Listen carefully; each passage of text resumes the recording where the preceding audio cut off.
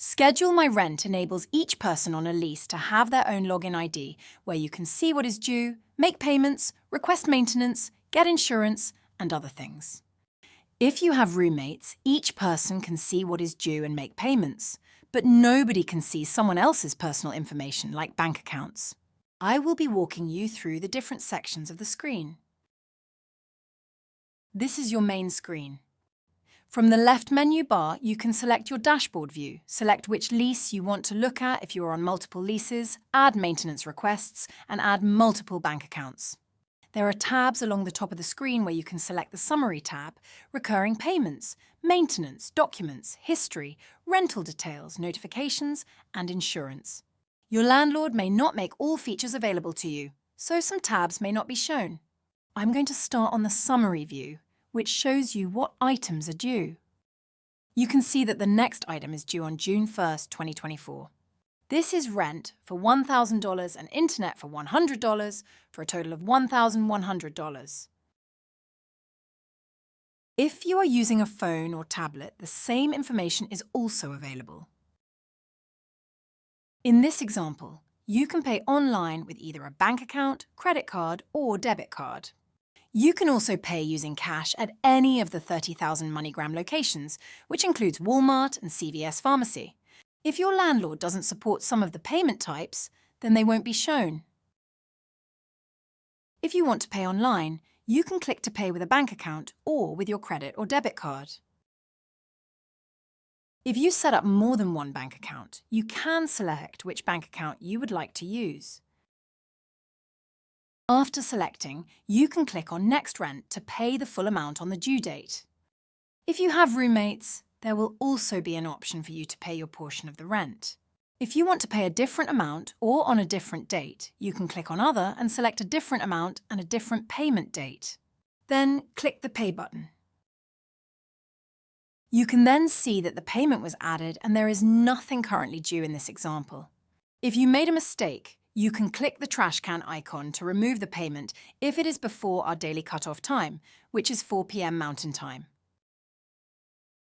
If you want to pay with cash, you need to provide 3 things to the clerk at the MoneyGram location. First, that you are doing a bill pay to Schedule My Rent 16447. Second, your name, which must be exactly as shown on your screen. Lastly, your account number, which is also shown on your screen. If you have roommates, each of you will have a different account number, so make sure you only use yours. If you need to find a MoneyGram location, click on the Find a MoneyGram location button. Then, type in your zip code or city to see a map showing all of the MoneyGram locations in your area. I'm switching to the Recurring tab now, which allows you to automatically pay your rent, which some people call autopay. Click on the Recurring slider to turn Recurring on. Then select which bank account you want to use. If you are the only person on the lease, you can enter the maximum authorized amount. This could be the rent amount, or it can be a larger amount if you want to automatically cover additional expenses that your landlord might add each month, such as a utility bill. These additional charges will be automatically included in your payment up to the total amount you authorized. If no additional expenses were added, then the payment will only be the rent due. If the total due is more than the authorized amount, you will need to increase the authorized amount before the payment date, add an additional payment to cover the difference, or turn off Recurring and add a payment for the total amount. If you have a roommate, then the payment amount will be the amount you authorized and won't change if additional charges were added.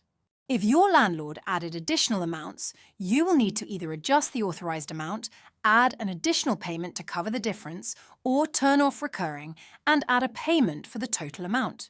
You can turn the Recurring payments option on or off anytime. Please remember to click Save when you make a change. I'm switching to the Maintenance tab now, where you can see a list of all your previous maintenance items. If you click on New Request, you can start a new maintenance request. Select the type of problem, for example, plumbing. The specific issue, for example, toilet issues. Then enter a short summary of the issue.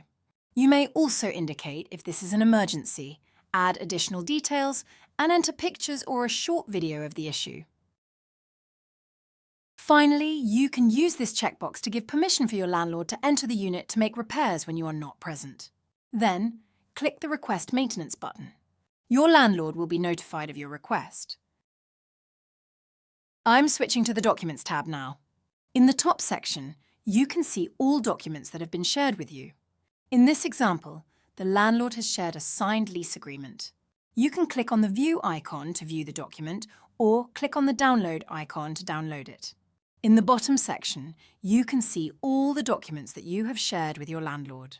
You can click the Share New Document button to add a new document. I'm switching to the History tab now. This shows all of the history for this lease.